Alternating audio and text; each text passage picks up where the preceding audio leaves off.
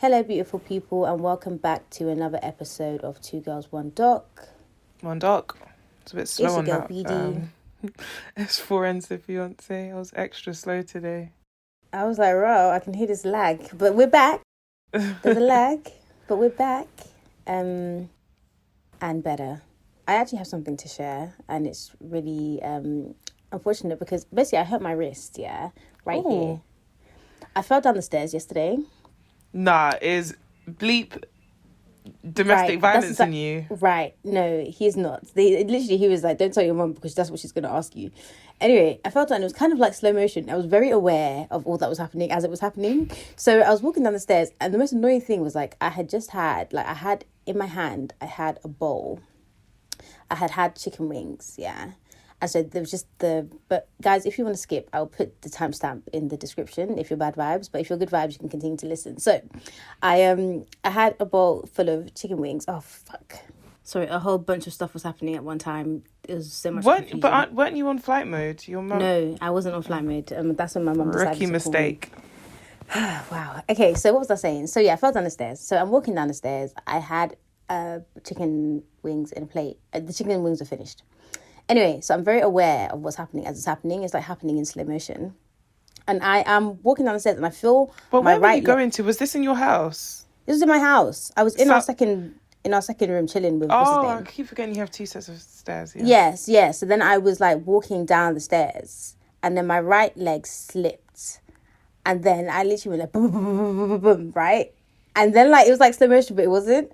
And then, like, I could feel, because the ball was in my left hand, and I could feel, it, like, released from my hand. And I was very aware. It went through, like, the gap in the stairs, like, you know, with the railing is, You know how I was just kind of like, so it went through that gap, and I could hear it. I was waiting for the, like, break of the plate. But you know when it's, like, a bowl is, like, rolling, it was, like, boom, boom, boom. It wasn't, like, breaking. So in my head, I was like, oh, it's not broken. But I was also like, oh, shit, I'm falling. And then I was like, oh, shit, let me try and stop my fall. So then I used my left hand, which obviously is now free because the bowl has flown out of it, to, like, stop my fall. And so it ended up bending like that. So then I hit. Yeah, so then that really, really hurt. Did you fall like when Tobias had those hair plugs in and then he fell down the stairs? Yes. Okay. I literally was just like, and then I was there and then I was like... But okay. Falling is so like not your vibe. It's so off-brand. I don't remember the last time I fell. It's very on-brand for me. I've been saying I haven't fallen down in ages. You transferred it to me. I don't remember the last time I fell. And it was so dramatic. I was like, rah. I literally had to contemplate life for a second. I was like, really? And then, not only that, I now had to gather the chicken bones that had fallen out of the... so many L's in one action. It was just so... And then I was like, okay, cool, I survived. At least I didn't break my neck, But then, like, now, my wrist is hurting so bad. And at work, like, I put on gloves in between each patient, And, like, whenever I put the glove on this hand, it's like... And it just hurts so bad. So I thought I would just share that with you guys. I just wouldn't have gotten up. Did he at home? Yeah, he came rushing down the stairs. I mean, not quickly enough for my liking, but he came rushing down the stairs like, oh, you're right, And then I was like, I fell down the stairs. Did you cry? And then he was looking at me. Yeah, he was looking at me, And then I was looking at him, and then I started laughing, and then he started laughing, and I was like, why are you laughing, Like, it's not okay for you to laugh. It's okay for me to laugh. There's so many off-brand things going on here. You cried. Yeah, and I literally cried, and I was crying, and I was like, no, like, I'm so upset, like, how dare I fall? Like, I was so annoyed. But also, my period is coming in 2 days. Like, so why am I falling? It makes a lot of sense. Yeah, I was like, nah, this is, what's going on? I was so dismayed. Like, who falls at my big age? Literally, I'm the kind of person that falls, and I just wouldn't get up. Like, that's just the drama. No, that's what I was so upset about. I was like, now I have to actually get up and continue with what? Because I came down here for a reason. So now I have to continue with the... I wouldn't get up till somebody came. Like, even if it meant like 3 hours of just laying there. No, you're ridiculous. I'm not fucking getting up. Like, somebody come and help me. You are ridiculous. Help will come. Literally, help will come eventually. Oh, can I just say, I know it's not that kind of pod, but Rihanna in this Dior dress. Now, her maternity looks haven't been... Okay, go ahead. Her maternity looks haven't been for me. And somebody tweeted today that it's actually okay to say Rihanna misses. I saw that tweet. Like... Huh? Yeah. I saw that tweet, yeah. Yeah. And I agree. Like, her maternity looks... I don't think they've been great. But... And this dress I also don't think, like, is great. But... So I learned recently there's something called a BBL coochie. I didn't know this, okay? I thought that I had something wrong with my coochie because of the camel toe. I now learned that like a lot of these girls, like when they go to get BBLs, whatever, they take some fat from to the pubis, the mons pubis, to make it fatter. Okay, I didn't know this, which is why like they literally have no coochie whatsoever. Like when you, well, obviously they have a coochie, but when you look at it, you see nothing. So I just want to say it was a very beautiful moment to see Rihanna in that dress, and I could tell she didn't have a BBL coochie. I felt vindicated. I felt like we are being You could seen. see the lines, the crease. You could see the lines. Yeah, I love like, that. I did notice that, and I was like, come on, sis. And I was like, my sister, we are together in this. I'm not alone. Like, there are people. So that was my like kind of hero moment of the So you hated what she was wearing, but you loved the fact that it revealed. I don't know how I felt about what she was wearing. I didn't hate it. Like, I loved it, but I think I would have preferred it if it was in white. Then it would have been a bit more but it would have been like bedtime wear. But it is bedtime Do you know wear. what? There's this video, not this video, there was this picture of this girl on the timeline like recently, and she was wearing like one of them black nets. She was naked underneath, and she was wearing this like black net dress thing. And it just looked very ridiculous. And so I think someone retweeted and was like, where do you be going dressed like this, yeah? And I'm not going to lie, that Rihanna outfit, like, it was not too dissimilar in terms of, like, but she was wearing pants. That's a very good point. Yeah, that's a very good point. That babe was not I think wearing... the outfit was an outfit, like, it's not for me. I wouldn't wear it. I wish it was less sheer, because I don't mind the shape of it and, like, the way that it actually looked. And I don't mind her wearing that as she's pregnant, yeah? But I just feel like it was too sheer. Like, I understand sheer, but it was too sheer. It was too. Even I have liked a lot of the stuff that she's worn. And not necessarily that I like the stuff that she's worn. I do like some of the stuff that she's worn, but I like the fact that it's like, I'm pregnant. I'm wearing what I want to wear. I'm wearing what I have. Do you know what I mean? I like the sentiment, but I think it could be executed better. There was a time she was wearing like these leggings and this crop top, and I was like, no. And then, I like the sentiment, but I just don't like the execution. Do you know, sometimes I see an ugly outfit, and I'd be like, I bet if Rihanna wore it, then everyone would like it. But I don't have that. Every time she wears something that's ugly, I can identify that is an ugly outfit. I don't... I think people... do you know what I think it is? I think it's almost become politically correct to not say that, like, the way she dresses is weird. No. And, like, now nobody will just say it, so everybody just unanimously agrees that, like, it's not ugly, Rihanna just hasn't worn it, because 9 out of 10 times is ugly. I don't think 9 out of 10 times. I like most of the things that she wears, but there's some things that she's worn that I'm like, oh, sis, that one was No, I don't mean 9 out of 10 times everything she wears. I mean 9 out of 10 times the questionable things are questionable. They're not just okay. Are ugly. Fashion. They're not okay. I'm with you. Yeah. I'm with you. No, she dresses well as a rule of thumb, but if it's bad, it's bad. Yeah, it's bad. Like, it's bad. So that was. But guys. So I'm drinking today.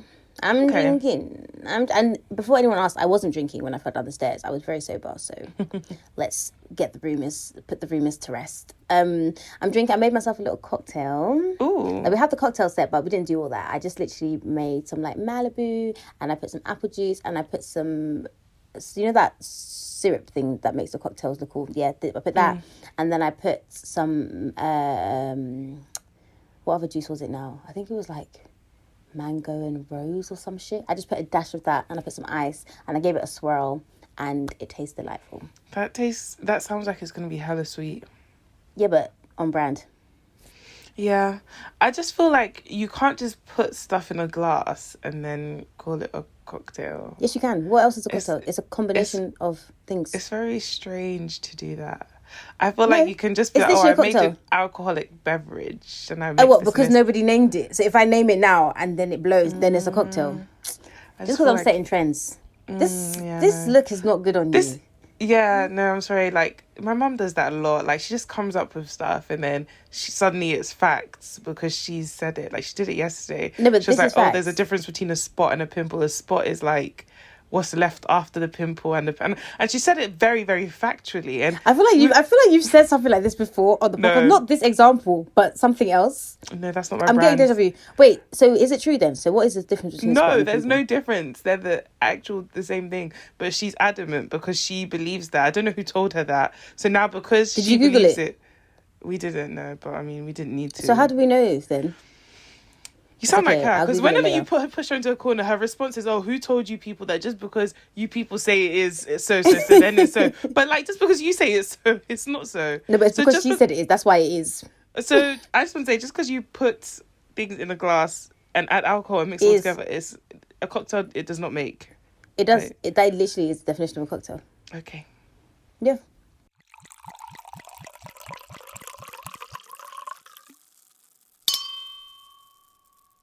So today's episode is a documentary called it's just bad vibes. Wow. It's a documentary called Downfall: The Case Against Boeing, which is a Netflix documentary which came out recently. It came out in February. Yeah. This year. This is February. Oh no, it's March. Yeah, we're in March, baby girl. Damn. It opens with a narrator who we find out his name is Andy Pastor. He's basically saying how safe flying is and how revered Boeing is. Like, Boeing is like the popular airplane maker people. Everyone knows like of Boeing, right? Mm-hmm. So he says that at any given moment there are 10,000 Boeing planes in operation in over 150 countries, which low-key makes what happens in this documentary very, very terrifying, but hey-ho. I used to think that the airlines made their planes.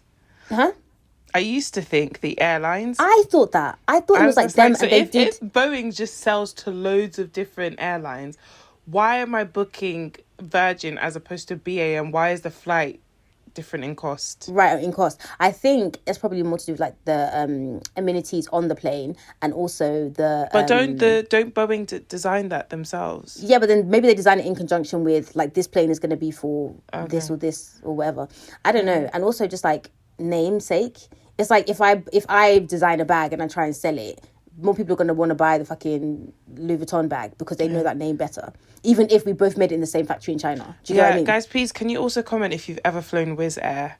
Because it keeps coming up dead cheap on every time. I'm sorry. And that would be the last flight you've flown. No, but this is how new airlines are up and coming.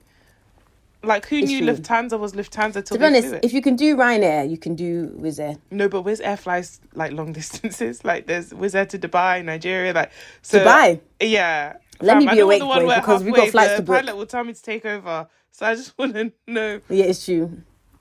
To be honest, this whole documentary basically talks about how safe flying is. Because honestly, how many airplanes crash? Obviously, when an airplane crashes, it's mad because it's not supposed to happen. Yeah. So for the most part, like, flying is very, very, very safe. Like, so many people fly thousands of flights a day, and most of the time nothing happens, even if it is Wizz Air, you know? Like, I'm sure if something bad had happened with them, we would have heard about it by now. So see how it goes, sis, and let me know. No, I didn't say I was flying it. I said people should tell me if they've flown it. Whoa. Whoa, You got way yeah, but too to what much end? dip on your chip. Like, But to what ends? no, if they tell me and they're like, oh yeah, like it's calm, then maybe. But then maybe you, right. But it's not so to when the that point happens, of let me know. if and like, when. You're being very cantankerous today, but it's okay. It's all right. So Andy is a journalist. He works for the Wall Street Journal. And this whole first bit of the documentary, why are you laughing? No, it just reminded me of the office. Oh, the voyeur. No, the office. Which bit? There are two bits. Whereas one where Oscar calls it the Journal, and then like everyone's just like, just say Wall Street Journal. Yeah, because like your besties. Yeah, like what are you talking about? And then like they go to read where the Dunder Mifflin is closing down, and then Michael's like, oh, like the article costs like, I don't know if it's like $2 or something, and everyone's looking at him like, fucking pay it, let's find out, we're losing our jobs. And then he's looking around, and then Jim just pays it. Which, like, everything links back to the office. I was gonna say there's an office situation for everything. Yeah, so like I was saying before, this whole bit is basically Andy being like, look, like, flying is safe. Planes don't just drop out of the sky. That's very, very unlikely to happen. And then we find out that it does happen. So they tell us we are in Jakarta, Indonesia. It's October 29th, 2018, which really was not that long ago. Like, 2018 was not that long ago. Is Jakarta in Indonesia? Jakarta's here, it's Indonesia. I thought it was in Thailand. You thought what? I thought it was in... I'm whispering this because I don't even want the people to... Yeah, with your chest. You thought it was where? I thought it was in Thailand. Thailand. How do you say it? Thailand, yeah. Because, no, there's a Thai restaurant we go to in Colindale that's called Jakarta. Why the fuck is it called Jakarta if it's in Indonesia? It's in Indonesia. Are we sure of this? Once it's on the internet, anyway, it's out. maybe because you said it. Maybe because you said it's in Thailand. It's in Thailand, and we should all just believe that it's in Thailand. So. No, because I go to this Thai restaurant. It's the capital of Indonesia. But why would they? Well, what makes you think it's a Thai restaurant? Because it says Thai food. I'll send it Does to you. it say that? It's where we went for your birthday. I went there the other day. Well, not the other day, like a couple of months ago. It's Thai. No, but maybe it's Indonesian. Oh, okay. I mean, it's definitely Jakarta. Maybe there's a Jakarta in Thailand. I don't know, but all I know is the Jakarta we're talking about now is in Indonesia. Okay, I didn't know that. Edit it all out, man. No, it says Thai, Indonesian, and Malaysian food. I need to get my shit together. What was that? I just said I need to get my shit together. Okay. Guys, how long are we into this? You guys are so tired of us by now, I'm sure. So, we hear from this lady. Her name is Garima Sethi. So her husband, Bhavya Suneja, is a pilot, and she's basically recalling how on this particular day, they would talk before he went for his flight because he's a pilot. And she, expects him to call him like he normally does once he's landed. Hey, babe, I'm safe. I'm here, whatever. So now during the documentary, we hear basically transcripts of what was happening in the cockpit read aloud. So when they're in the cockpit, they have the whole Mayday, Houston, we have a problem. Yeah, exactly, that ground control to Major Tom vibes. Yeah. Altitude disagree, Captain.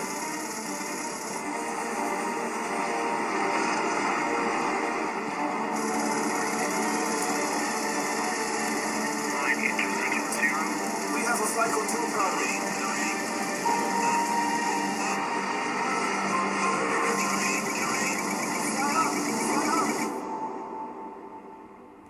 So it starts getting distressing. So it sounds like something is wrong. And as I mentioned at the end of the last episode, there's lots of technical jargon in this documentary that I personally don't understand, as I'm not a pilot or aviation specialist, yeah. But I think the point isn't that you know everything. It's basically understanding that something was wrong, they're in the air, and so that is a problem, right? Yeah. So essentially, the airplane isn't doing what it's supposed to do, which is terrifying, right? I think this is actually so scary because you, as the pilot especially, yeah, you have them massive windows at the front. So you can see everything. So you literally can see your demise, which is just like... I always think that, like, even when Kobe died, I was like, there must have been a point where they knew, we're going to die. Yeah. And you're going down. It's just the impending doom that you can do nothing about. There's nothing you can do. Like when a car hits you, like you probably think, okay, I might survive this, or it might not hit me, or it might stop. But when a plane is going down, you're like, yeah, this is fucking it. Although my granddad's brother was, I think he was in 2 plane crashes or something. But I know there was one where like he doesn't even remember what happened. The plane was going down, and he just woke up strapped to his seat, like miles away, like not one bone broken. What the fuck? Yeah. By himself, alone. By himself, like it wasn't too far from like the crash site, but so he was just ejected. He doesn't know what happened. He doesn't remember what happened. Like he can't tell you. Like he just knows that it was going down the blank, and then when he woke up, he was strapped to his seat. Do you know, I had a patient one time that was telling me about how he was in a plane crash. Basically, it was shortly after they took off, and then the plane split in two, and then he basically was in like the bottom half of the plane, like at the back of the plane. And so he saw people basically were like jumping out because they weren't as far off the ground as if they were, in the front of the plane, which is obviously further up. And he was saying how like, he jumped off and he broke his leg, but he survived. And I thought he was chatting shit, yeah. So I literally Googled it because he told me the year and stuff that the crash happened. And I Googled it and it actually happened, like it was a real crash. So people that didn't jump off, did they die? Yeah, he was like, loads of people died. And I would not be jumping off because I'd be like, no. Fam. Fuck. Yeah. It's so crazy. It's so crazy. It's so crazy. So essentially the plane in this situation, because Bhavya, he flies this Lion airplane. The plane isn't doing what it's supposed to do. Yeah. Like that's wild. So Garima gets a call from her husband's colleagues saying, they can't find his aircraft. They don't know where he is. And for me, I would just fall down and die because... Yeah. Because what? But Garima, like, she's not worried. She's like, listen, I know my man. I know he can fly a plane. Like, this is probably a misunderstanding. That's my baby daddy. He'll be back soon. Yeah, literally, he'll call me soon. He'll let me know where he's at. So then we see a montage of all this news footage. The Lion Air flight crashed only minutes after taking off, and it's a new Boeing plane called a 737 MAX, which is an updated version of their very popular 737. Do you know, when I saw this, I was like, okay, so from now on, let me go on all my flights and be like, sorry, which aircraft is it that you'd use? Because... Yeah, I remember there was a time when, around that time, we were flying and my sister was just like, make sure it's not Boeing. Because that's wild, you know. Yeah. Do you think I fucking know what planes like? Do you think I even fucking know what plane I get on? Listen to me. They could lie to me. And the thing is, how would you even know? Even if they say to you, it's not Boeing. How nobody's gonna know. Nobody's gonna know. So they find out that the plane has crashed. So, you know, they said they couldn't find it. Now they found it. And they're able to identify Bavier's body. They kind of skim over this bit. But, I mean, maybe that's for the best, because perhaps the details are very gory. But they're able to identify him and find him. So at least that's a little bit of closure. Andy's back, and he's basically saying, look, like, it's hard to know why a plane crashed immediately after it crashed. You need to get the black box, and that will tell you what happened. Other than that, everything is speculation, which, I still mean, don't really fully understand what a black box is. I know it's something that maps. Yes, well, they do get into the black boxes later in the documentary. So next, we have a little sprinkle of racism, okay? Of course, because nothing can happen in this world without some racism. We get a newscaster saying, Lion Air has a spotty safety record. Along with several Indonesian carriers, the low-cost airline was banned from flying into the United States and Europe, but improved in recent years. And this is so dumb to me, because the Lion Air aeroplane that crashed was built by Americans. So they're trying to say that it's the credentials of the pilot and the crew and literally, this and that's what Karima said. She's like, now it's the blame game, because they're saying it's the pilots, it's the airlines, it's Indonesia themselves. Like, they're saying that the pilots should know how to fly the planes, and it's like, of course they should know how to fly the planes, but we find out that they did know how to fly the planes, and it wasn't their fault that this thing crashed. So we meet this other guy called, I say other guy, yeah, he is an other guy because he's not a pilot. Anyway, I don't remember what he is. His name is John Ostrower, right? And he's saying that at the time of the crash, that he said that he would have been surprised if the crash happened because of a flaw in the design. And he says this thing, and he's like, oh, I mean, you know, it was a Boeing. Like, their reputation was so good that nobody could fathom that it could be their fault. And I feel like that is why many things happen in this documentary, because it's like they have such high stature and everyone rates them so much that it's like, oh, they can. And this is why no one should be so revered or respected that they can't be held to regard, because no one then man you get should situations have all like this this. Power. Exactly. As much as I hate to quote that man.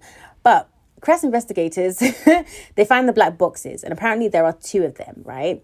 And so there's another talking head whose name is Christopher Hart. He's on the safety board of something. And I like him because he makes it a point to tell us that the black boxes are actually orange. And I really appreciated him saying that, because I was like, rah, okay, what I'm seeing on screen is not matching what you're saying. Yeah. So I'm going to need an explanation. So the black boxes are orange, and they basically tell you everything. In every plane? I think it is in every plane. Well, maybe not every plane, but every plane we saw, because even with the other situations, I saw the black box and it was orange. But it kind of makes sense that it would be orange and not black, because say you need to find it after a crash in the ocean or in land or something, like orange would probably stand out a lot more than black. It just reminds me of the black box that was on my car, my first insurance. I got the teller. Yeah, I said I'm going to sacrifice that. I'll pay you extra for it. Didn't do anything though. Did you find that it affected you? It didn't change anything about my... I never got a black box. I don't know. Oh, okay, yeah. It didn't change absolutely anything. I mean, fair. So, yeah, the black box tells us everything. It kind of tells you, like, the data. It tracks what's happening on the plane, because essentially the plane is just a machine. It's just bare computers. So it tracks, like, the levels on the plane, and it can basically let you know what's happening on the flight and if things are operating the way they're supposed to. Like, that's the point of it. So what it tells us, and from what I understand, is that basically the plane tells you if the aeroplane levels are normal. So if you imagine the airplane, and they do a really good job of this in the documentary, I do think it's worth watching, because the reenactments and stuff make it really easy to understand. So the airplane's like normal, like in the sky, like horizontal, right? And so it tells you if the nose is too far down, because that means it's tilting downwards, or if it's too far up, or if it's tilting from left to right. And so then the pilot is like, okay, cool, I need to adjust this, and this so that it's flying normally, right? So what's happening in this Lion Air crash is that the plane is giving all these warning signals and warning lights, and they don't make any sense. And something keeps making sure that the plane is nose down, which is not good. Yeah. So it's like the plane is incorrectly being told that it's facing upwards. And so to be safe, it's trying to bring the nose down. But because the plane is not really facing upwards, it's bringing it down, which is like towards Earth. Well, not Earth because we're on Earth, but towards land. And so then like the plane just nosedives, and then the pilot can't control it or bring it up, and so then it crashes, which is just so terrifying. Because imagine you're in the cockpit and you're like, rah, like I'm doing what I'm supposed to do, and this doesn't make any sense. You don't have time to try and think, figure it out or whatever. Like literally, there's like 100 people on board, and you're going down. Like, what do you even say? Like, I wonder if they make any announcements, if they say, guys, like. But I don't think they would, because you don't want to cause any distress.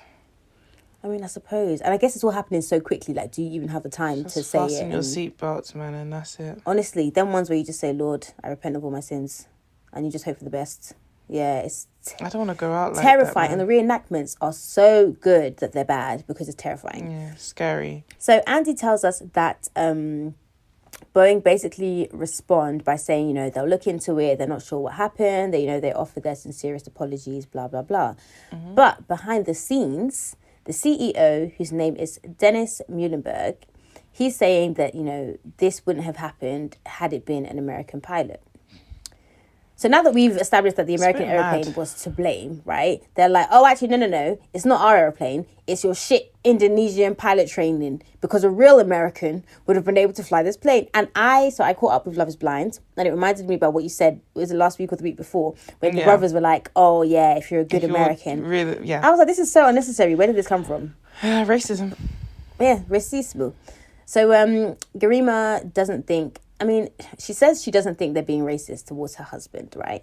But which I mean, fair. I wouldn't say it was racist, but I clearly remember a point where they spoke about my husband's qualifications. They wanted to know where he completed his flight training. In fact, he finished his training in the US. But what she does acknowledge is that they're trying to downplay his training. And she tells us he even finished his training in America. So what is it that you even talking about? What are you chatting about? So the plane is American. The training is American. What? So what? It's just the problem is that he is not American. Right. Okay. So at this point, I kind of stopped writing down the names of the talking head because I really thought it would just be Andy, and then people start popping in, and I was like, okay, popping in and out. This is too much. It's too much. Literally. So no disrespect to anyone, but hold tight, you know who you are. So we learned that Boeing makes an official statement 2 weeks after the crash. And they say that there's a problem with the MCAS system.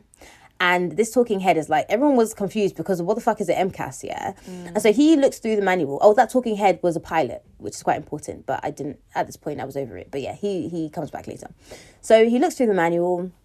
And the only time he sees MCAS in the manual is when it's abbreviated. Nowhere else. Yeah. So how can it be abbreviated? So it's in the glossary or whatever the fuck, saying what it stands for, but it's nowhere else in the manual. Yeah, in the manual. And then it's wild. This that is so deep that it'll cause the crash. Right. So remember earlier we were talking about how the plane crashed because, it kept thinking it was high, so it kept forcing the nose down. So that basically was happening because of the MCAS system, right? So they, like I said before, they explain it really well with these, like, I assume they're like model planes that they do, but it looks really, really good. Production quality, Netflix, man, you get it right every single time. Every time. Just every time, man. At least that part, every time. Literally. Too long, though. So, I watched it on 1.5, and I was like... Oh, yeah, I watched it on 1.8.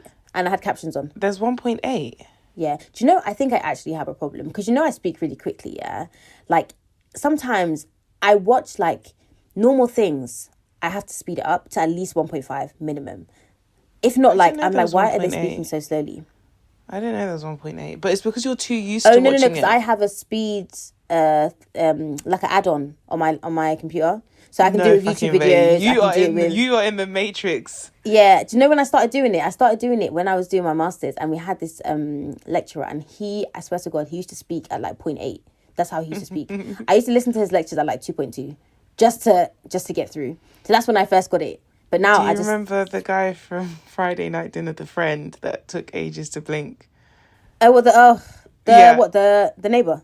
No, not the neighbor. Do you remember when, what's the dad's name again? Martin had a friend come over for dinner, and then they No, I haven't lied seen that one. Jackie's. Oh God, I okay. haven't seen that one. So You need to get into it properly. I love it, but I just haven't. Because what's it? It's Always Sunny in Philadelphia. They have season 15 now, so I've been watching that. Okay. What was I gonna say? Yeah, so I watched it on 1.8 and I had captions. But yeah, I mean, it was good. I enjoyed the. No, I enjoyed it. I enjoyed the documentary. So basically, the MCAS system means that it's supposed to automatically, like, it makes sense. Like, it's actually a good idea for the plane, right? So they call it this angle of attack. So if the plane's going at an upward angle too fast, which is the angle of attack, then MCAS is like, whoa, slow your roll, and then it realigns it. So smoothly brings the nose down so the plane can be where it's supposed to be. So they just wrote a new line of code, made it the MCAS system, fine, it's calm. But with the Lion Air crash, one of the sensors that was supposed to sense the angle of attack was broken. So now that guy is saying to the plane, hey babes, you're too far up. And the plane's MCAS is like, oh, okay, don't worry about it. Down we go, kind of thing. And then the pilot is like, the fuck? Because we're not actually normal now. Now we're nosediving because we were normal before because the sensor is broken. So he's trying to lift the plane up so that we can be at the right angle. But it keeps happening. So they're back at the right angle. The MCAS is saying, no, goes back down. He's trying to lift it up. Same thing happening over and over and over again. And you can see this on the black box graph thing, because the graph is like a woo, woo, woo, woo, like up, down, up, down, up, down. Yeah, so it explains what's happening. So you may think, why not just switch off the system and continue flying? Because Boeing was like, we would if this was happening, we would expect the pilots to, switch it off. But then we find out that the pilots didn't even know about MCAS. This is a new version of an old plane. The old plane didn't have this MCAS thing. Yeah. And these pilots were not told about this MCAS thing on the system, which is wild. Like, how can you not? How can a system that can cause something to crash be the one thing you don't tell them about? Maybe we'll learn how. We learn how, right? So another talking head had the same reaction as me. Say, what? Yeah, I mean, that was my response. Like, what? Yeah. How the heck could this happen? I wrote his name down because he seems really nice. His name is Richard Reed, okay? And he just kind of like, say what? Like, huh? Like, how the heck could this happen? He's one of the engineers. So he's just like, how the fuck could this happen? So Andy is still out here trying to write his story, and he gets in contact with a senior at Boeing, basically saying, they didn't train the pilots on the MCAS system because they didn't want to overwhelm them with information. Which... please overwhelm me if it's to do with life and death. Overwhelm me. And it's one more thing that you're telling me. If I'm overwhelmed by that, then I am in the wrong profession. Like, it's crazy. Like, it's so ridiculous. And for you to even open your mouth and say that, like, do you not even realise the gravity of your words? Like, do you not realise that? Wild. Very wild. So Andy, what does he do? Of course, he writes an article about it, and all the pilots are livid. Like, we even have 2 pilots that are talking heads, and they are livid. Like, how are you going to put us in this death machine and not tell us how it works, basically? So Garima is saying, listen, this aircraft should be grounded until everything is sorted. But Boeing are like, nah, you tried. So the pilots have a meeting with Boeing executives and they tape it, which is so funny to me because I'm sure they did not see that coming. And the execs are just chatting shit. They're basically saying the software is going to be fixed in 6 weeks. And the pilot talking head is like, listen, nothing gets done in 6 weeks. Like, that's a very like unrealistic like a big fix timeline. Like this. Yeah, no. Yeah, exactly. And so he also says, like Garima, why don't you just ground the aircraft until everything's sorted, and then, we can, sort it all out and, be safe and stuff. Cash money rules everything. And the executive says, because no one has concluded that the sole cause of this was dysfunction of the airplane. I think at this point, if you don't know what's to come, you kind of are like, oh, okay, fair enough. Mm-hmm. But when you learn everything after, you realise that the heart of man is inherently wicked. Inherently wicked. And I watched it the first time because I was just watching it because I wanted to watch it. And so then when I was watching it properly, when I was watching it again to do my notes and stuff, again, when he got to that bit, I was like, rah, That's wild. Because the thing is that, like,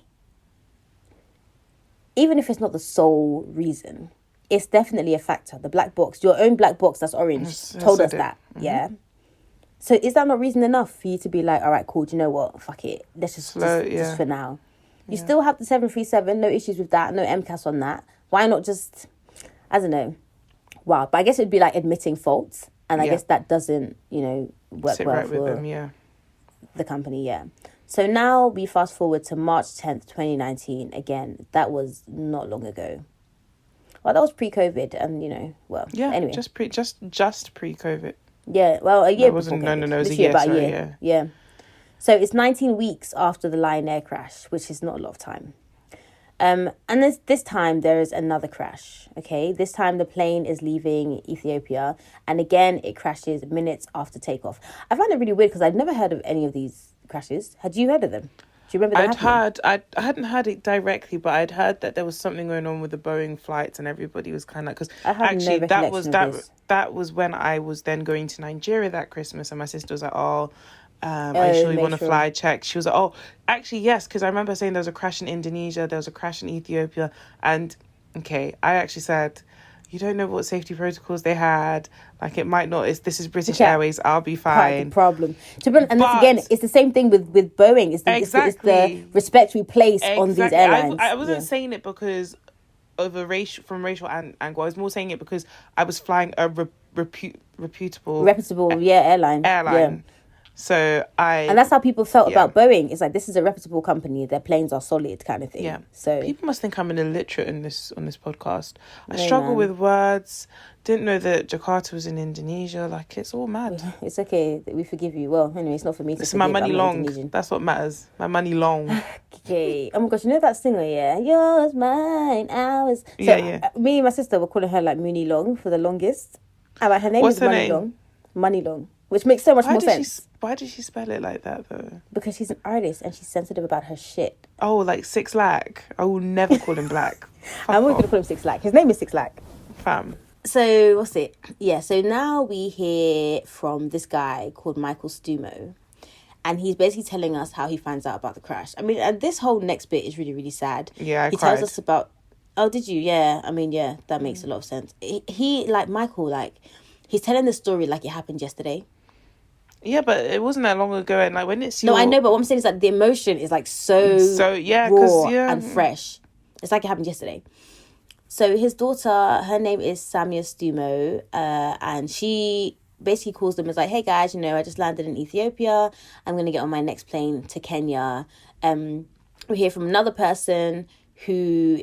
Oh, this one, she's a babe. Her name is Zipporah Courier, and her dad, Joseph... I want to try and find her on Instagram. Yeah, honestly, was on the flight too. She's a babe. Like, when I say this girl is so beautiful, hair laid, face beat, vibes good. Like, she literally is just a babe. Yeah. That wig, creme de la creme. But yeah, so her dad ends up dying on the crash, and it's so sad because Michael's like, his wife Nadia wakes him up and is like, listen, like, there's been a crash in Ethiopia. I think that Samia might have been on that plane. Turns out she was on the plane. Yeah. Zipporah speaks to her dad, like, love you, dad, have a safe flight, blah, blah, blah. And then her brother calls her and is like, oh, I hope you're sitting down. There's a flight that crashed. Dad might have been on it. It's Ethiopia Airlines. And she was like, oh, no, he's fine then because he never flies Ethiopia Airlines. Yeah. And her brother's like, well, this time he did. Time. This is what I'm saying. And this is the thing. It's one time, yeah, but like it should have been fine. It shouldn't have been like he should have been able to fly Ethiopia Airlines and there be no issues. The reason there was issues was because of Boeing, not because of the way Ethiopia Airlines is run. Do you see what I mean? But of course, when you have your brand painted all over your plane, then that's what people associate with. Boeing probably would have got more heat if we didn't really think like that. But I mean, that's branding in it. Yeah. So we see the crash site in Ethiopia and it's just so sad. Like, they can't recover any bodies. The plane is traveling at like 500-600 miles an hour into the ground. There's this massive crater in the earth, yeah. You can probably see that everyone is sad and everyone's like grieving. It's proper sad. But I don't understand when people say they couldn't recover any bodies because I'm like, so where are the bodies? I think like obliterated. Yeah, but there'll be pieces somewhere. Like, it's not just going to be raining limbs from the sky. Yeah. I always wonder that. Yeah, I wonder that too. It's the same with the Kobe plane crash. Like They a didn't lot find of any them. bodies. No, they found pieces, but a lot of them had pieces missing. Like if you read the autopsy report from that, it's actually mad. Like it's very crazy. It makes you realize what happens. But the only, I guess, I don't know if good thing is the right word, but the only solace, is just that a lot of people die from like blunt force trauma before like anything else happens. So it's not like you're being ripped apart like whilst you're alive. Like you've probably already died or passed out. Yeah. But it's very crazy like what happens. But I do always wonder where the pieces are, because there must be pieces somewhere. Yeah. I remember with 9/11, people, when they was talking about the experiences, the firefighters and stuff, they were like, it literally was like raining limbs. Like they were driving to where they need to go, and I remember one guy, and he was like, look, like I had to use my windshield wiper. He said he saw one hand that had like a wedding ring on it. Like yeah. It's so sad. And you just think to yourself, like, the fuck? Because it's like, you know, when someone dies, yeah, obviously, like, they die because their heart stopped beating, and that essentially was what happened, yeah. But, like, there's so many ways to get to that. Like, even, you know, when Princess Diana died, and they're like, yeah, she died from, like, the impact of the crash, yeah. And I remember Googling one time, like, what does that mean? Like, what does that mean? Like, how do you die? Like, do you know what I mean? It's like, I mean, it's better that it's quick and everything, but then it's just like, what happens? Like, just, is it like 1 minute you're here, next minute you're not? So what was the impact? What did they say? I think what I read, I don't remember, don't quote me, let's all Google together, is like, basically like your central nervous system shuts down. So like your brain is done. So then because of that, you then eventually die because your heart stops beating. But then you're basically dead. You don't actually feel anything after that, or I think, guys. But I don't understand. But the impact, is it from being hit on the head, or the just impact is from the trauma, from the accident, from whatever it is that is causing the death? Do you get what I mean? Impact is impact. I know. So like, is it when something? Did she physically feel something hit her, or is it She was in a car crash? Yeah. So when the car hit, so I'm imagining she wasn't her body wasn't all crumpled up though.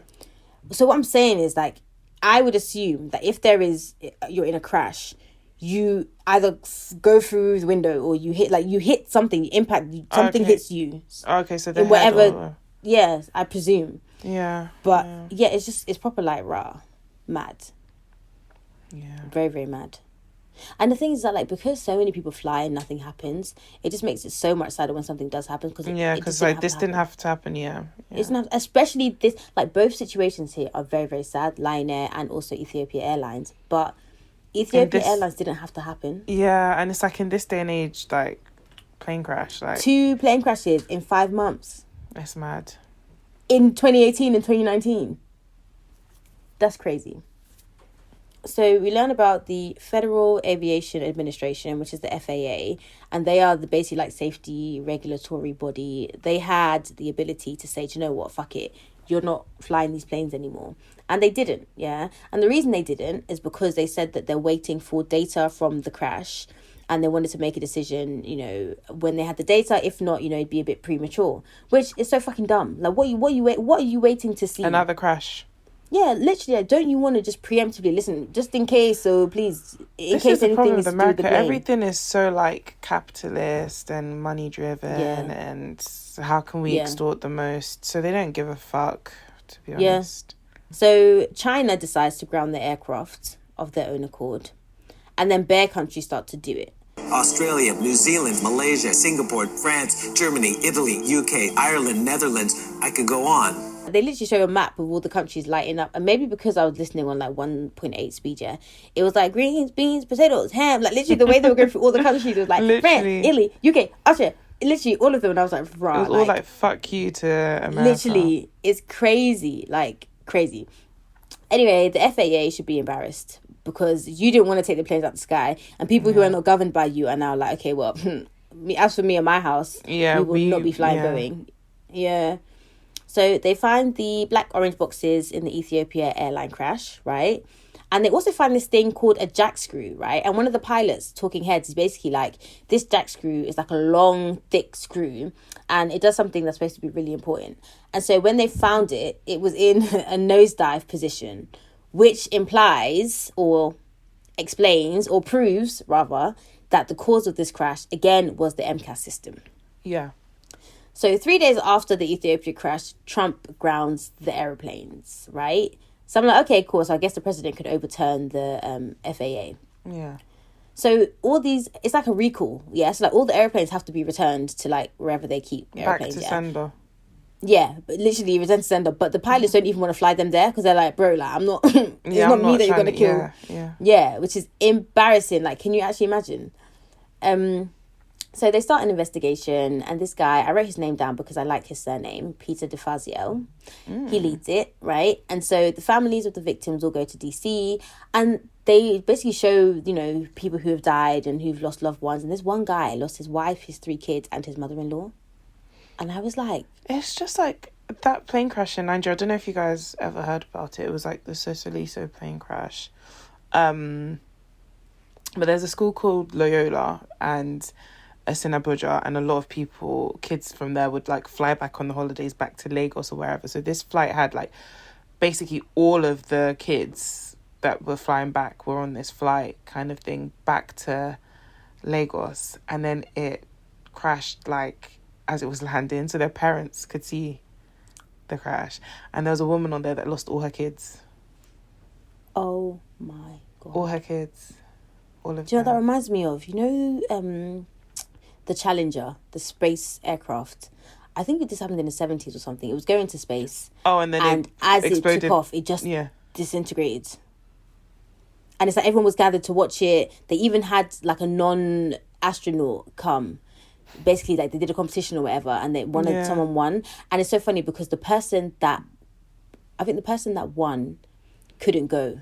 So this runner-up went instead. Got it, yeah. And everyone was there, cameras, crew, everything, watching it. And then, like, it goes up. Maybe it's up in the air for maybe 10 seconds, and then it just explodes. Yeah. And if I was that person that couldn't make it, I literally would be thanking my lucky stars. Literally. But that's so terrifying that you're watching something happen. There's nothing you can do about it. Fuck all you can do. Only one survivor. Of the plane crash? Yeah, and she has Nigerian one. Complete burns, yeah. I'll send you her thing. She was on American Idol. Yeah, American Idol. Oh my goodness. Mm-hmm. That is so terrifying. Like, would you even ever fly again? That wrist is really wristing, isn't it? It's so painful. It's so painful. It's like at night it feels different to the other one. Like it's like yeah, but it probably has a protuberance, isn't that what Dwight said? Yeah. Yeah, it looks a bit swollen. Yeah. Yeah, I put ice on it straight away yesterday. If not, I think it would have been worse today. But yeah, so Boeing used the same argument for this Ethiopia Airlines crash as they did for the Indonesian one. Basically saying the pilots, it was them, blah, blah, blah. Again, the lies.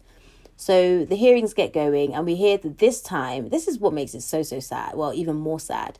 The Ethiopian pilots responded the way that they were supposed to in response to MCAS, right? Yeah. So they tell us that MCAS runs for 10 seconds, and in those 10 seconds, it forcefully pushes the nose of the airplane down because, of course, it thinks it's too high. It runs for 10 seconds, off for 5 seconds, runs for 10 seconds, off for 5 seconds. So the pilot turns off the system as instructed, but then because the plane has been pushed down so forcely, they can't recover it in the time that they need to. So you have 10 seconds or you die.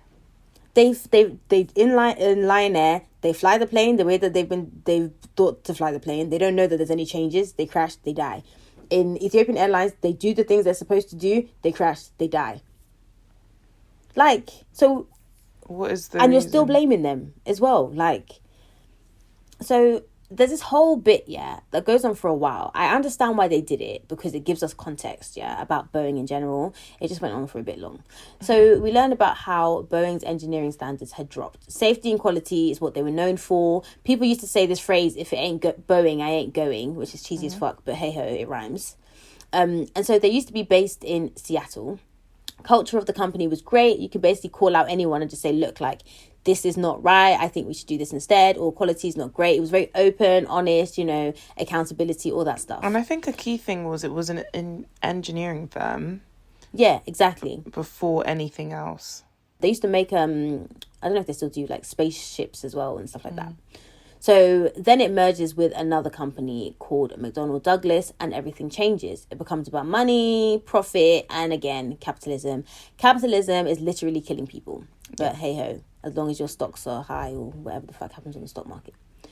So they're trying to save costs, you know, they're firing people, so making less people do the job of more people, essentially. They're using cheaper materials. They also moved from Seattle to Chicago. And this really upset the people because they were like, Boeing is synonymous with Seattle. Like, now you've moved the base to Chicago. But they kind of did that to kind of put some distance between the engineers and the corporates. Yeah, it's like in the office with like the New York office and then everyone else in their shit offices. And then shitty Scranton fucking office. Yeah. So their biggest competition is called Airbus, who I've actually, maybe I have heard of them, I don't know. But they overtake You've flown an Airbus before? Yeah, I'm sure I have. That's what I'm saying. I'm sure I have. They overtake them in terms of market share or whatever it is that is important. And so they're really trying to, like, Boeing are like, oh shit, like, we need to get these planes out because how can our... And they show it in the...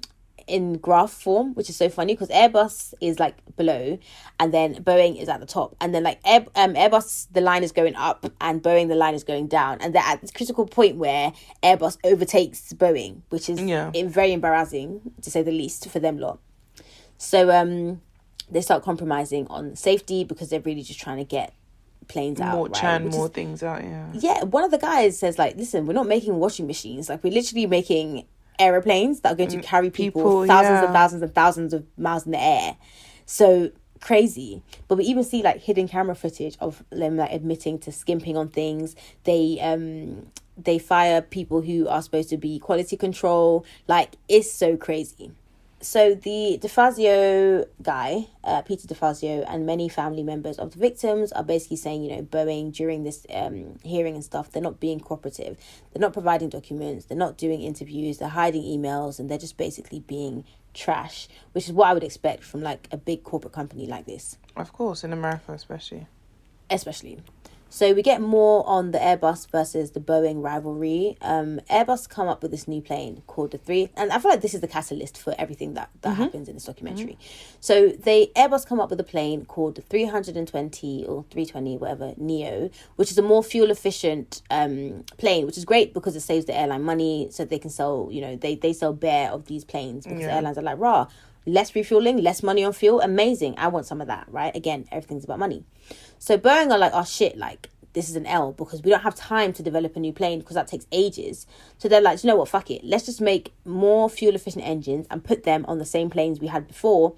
And there you go, more fuel efficient plane. So they also make a note to say that when you have like derivatives of an old plane, it gets approved a lot quicker by the FAA. Because if it was a new plane, then it will take a lot longer, and that just limits their profits and all that kind of stuff. So for a new plane, pilots need to be trained in a simulator, right? And so which makes sense because obviously it's a new plane.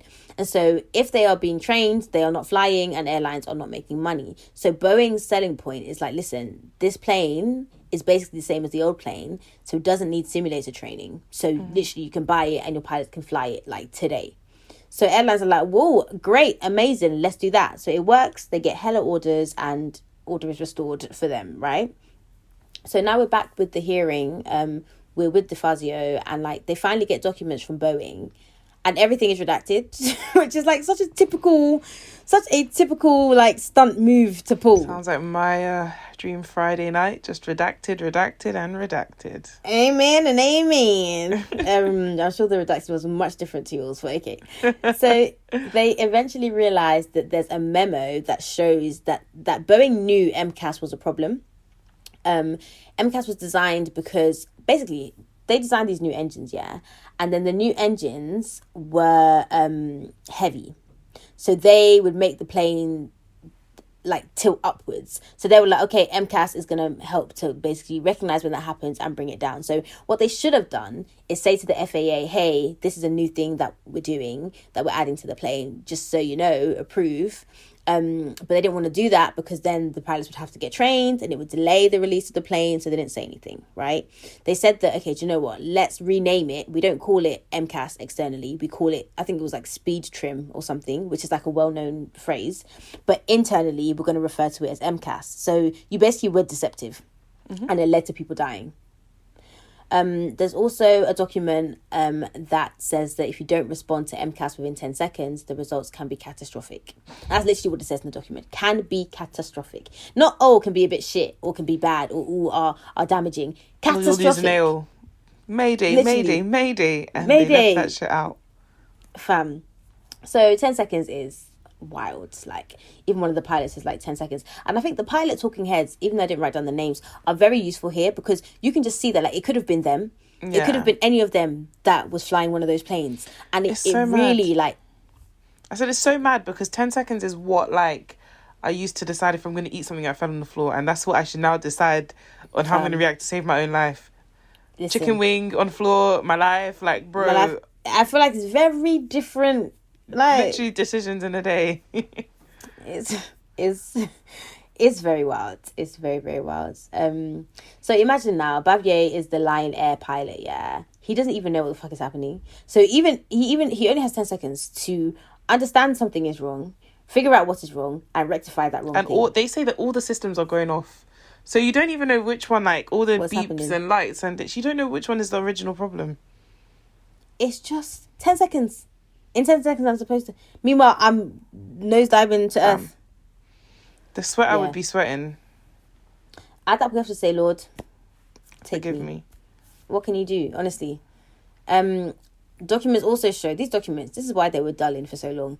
These documents, literally, it's like they brought the receipts. It's like in Real House of the Potomac when, what's her name, printed out the receipts to bring to the reunion. I don't watch that. So documents also show the pilots knew... Well, not the pilots. The pilots are not at fault here. That Boeing knew the pilots needed training, but they didn't provide it. Why? Because it would be long.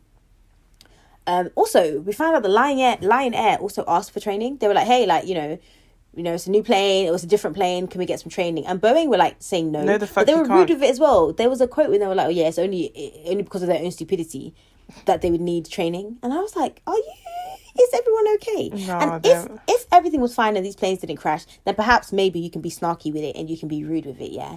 But like, they literally were asking you for training. You said no, and then they crashed. And then you try and blame them for the crash. Anyway, they sell bare of this plane and the stock prices go up. So they're happy.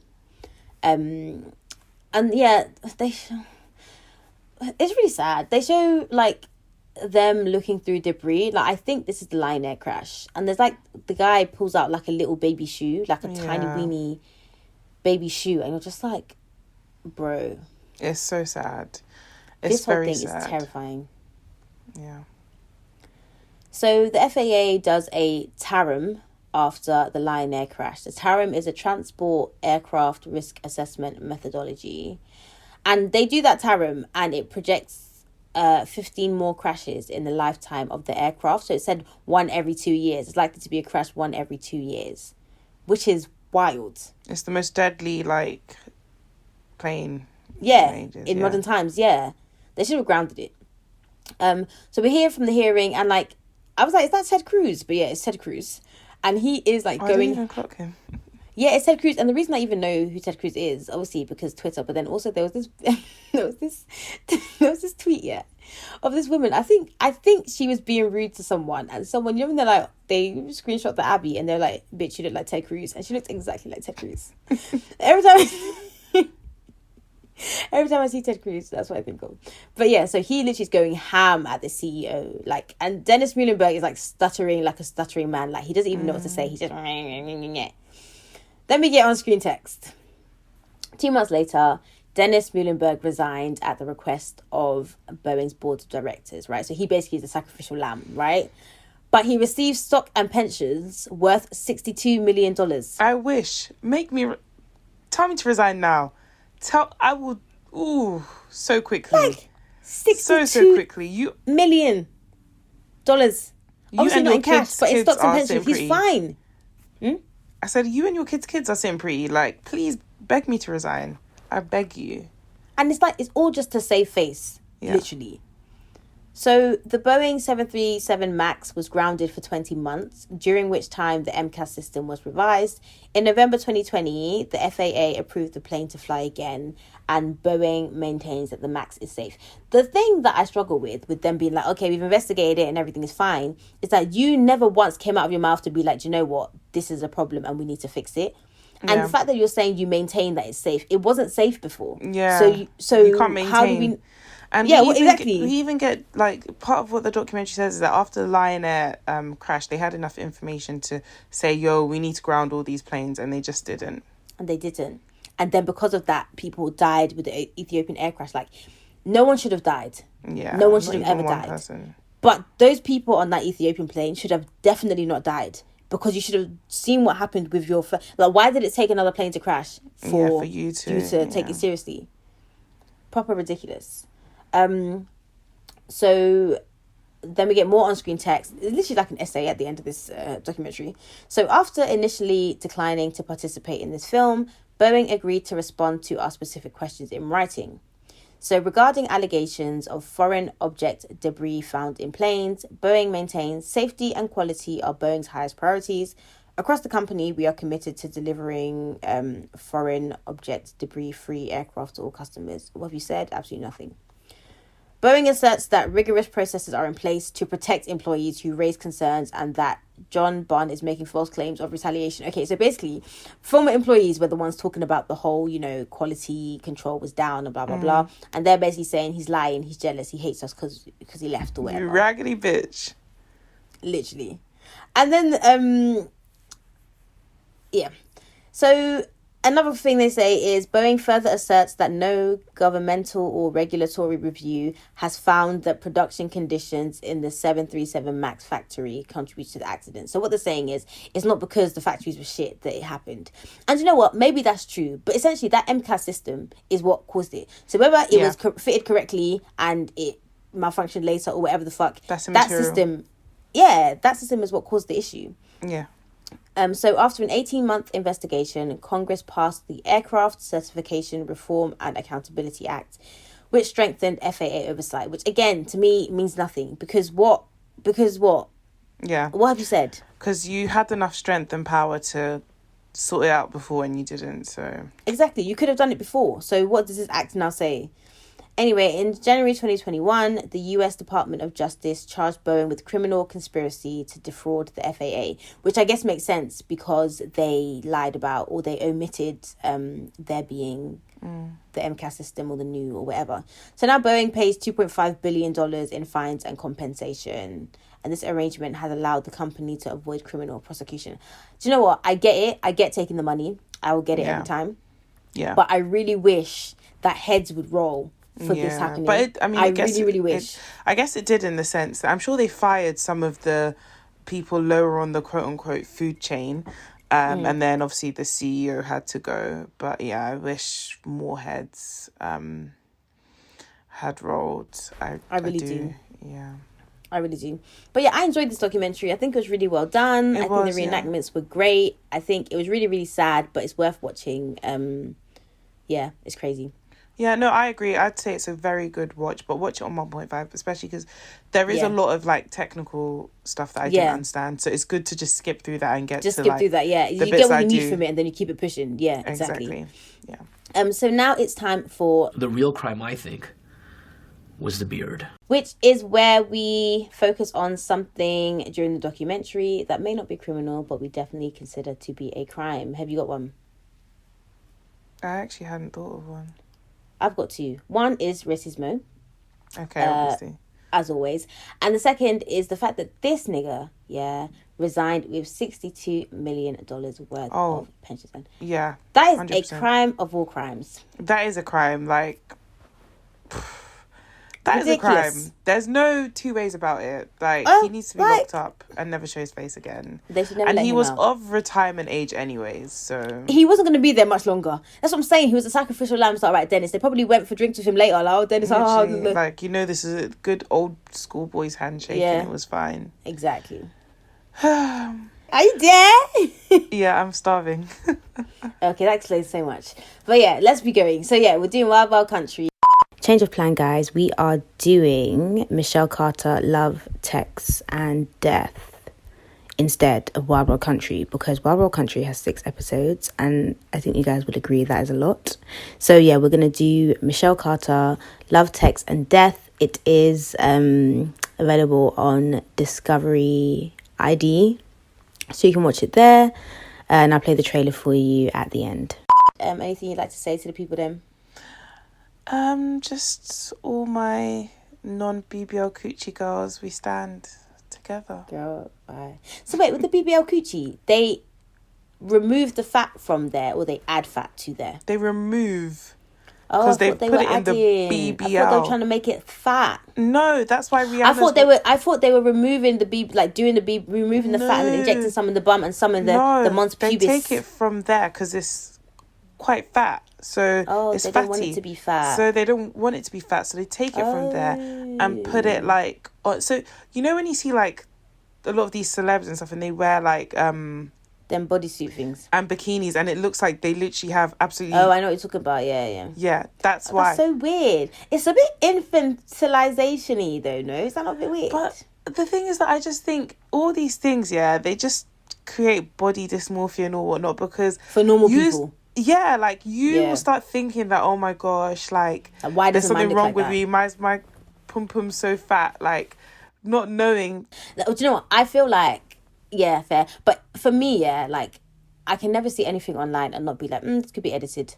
Yeah. And even if it's not, like the thing, even if it's not, like it would be great if you are still okay within yourself, like even if this is how she looks, like cool, me, I'm fine. But a lot of the time I think it's important to have in the back of your mind, like everything is a secondary source here, like nothing is, it's just like I watch a lot of makeup videos on Instagram, and there are these things they put, like these sticker things they put at the side. The drag queens do that to give face. So again, you see a girl on Insta and you're like, oh my gosh, her cheekbones, her this, her that. Like I've been thinking, I might get what's the word, like an eye lift or whatever, not knowing that these people are sticking and nipping and tucking and sucking. 100%. Even with wigs, that's when I first clocked it. You'll be thinking, oh right, that wig is laid, I'm gonna go and buy, and she's just fucking face tuned and smoothed out the line. Because wigs always look like wigs in person. I've never seen a wig and been like, they're wigs. It just looks like a good wig or a bad wig. Like it just is what it is. I've never seen a wig and been like, oh my gosh, where's the lace? I can see it, but it's a good wig. Like yeah. So shout out to Rihanna, because that was very like, we still out here, like we are there in solidarity. I appreciate her just dressing how she wants to dress with baby. No, she should, and I appreciate the sentiment, but you don't like the fashions. I don't always like the fashions, but I definitely appreciate the sentiment, and she should do pregnancy how she wants to do it. Like, that video where the girl's like, "You're late," and she's like, "No shit." Like when I say that's on brand, that video, so on brand. It really speaks to my soul, because sometimes people be saying the most stupid things, and you're like, and obviously she's Rihanna, like she's gonna be late. She's gonna be the last person there. That's fine. It's like, I'm here, you're saying you're late. Okay, so take a picture and piss off. I don't know what she wanted Rihanna to do at that point. That's what I'm saying. And I'm just like, it was in slow motion. She just turned around like, no shit. And then she kept walking. I was like, please, play stupid games, win stupid prizes. Please. I love her. Anyway, you can find us everywhere. 2 Girls, 1 Doc. And I'm going to play the trailer. Send us your reviews. Yes, I was going to say review and email. Oh, yes. Our email address is 2girls1doc@gmail.com. Yep. Send us your reviews and we will make a nice credits episode, just reading them out. I feel like we'll do a credits sometime soon anyway. We'll see how we go. But in the meantime, between time, I should have said that before. Anyway, the trailer is coming. We're going to go. Florence needs to eat and I need to finish my cocktail because it's a cocktail. Yeah, roll your eyes if you like. It's an adult drink. My cocktail drink. See, compromise. Bye. Bye. Hi, this is Conrad Henry Roy III, reporting to you about what's going on through my mind, what's going on through my head the last few days. I'm 18 years old, and I still haven't recovered from social anxiety, depression. It's controlling me. I am who I am. I need to be comfortable in my skin. I just have to get the cobwebs out. Turn the gears. gears. The gears need to be turning. Turn them gears. That's what I gotta do. A woman from Massachusetts allegedly encouraging her boyfriend to commit suicide. I do not want another mother to ever feel the way I do. It was an apparent suicide, apparent being the key word. We want to try to find out what happened. Conrad was constantly texting Michelle, but he hid it from everyone. 60,000 items are pulled from her phone. People just hated her. She's a terrible person. To me, she's evil. But the question became, was it criminally wrong? She is not forming a criminal intent. She was dealing with her own mental health issues. Miss Carter, please stand. I've never seen anything like it. Was it suicide or murder? I just remember thinking, like, why? The world definitely will be missing out without him.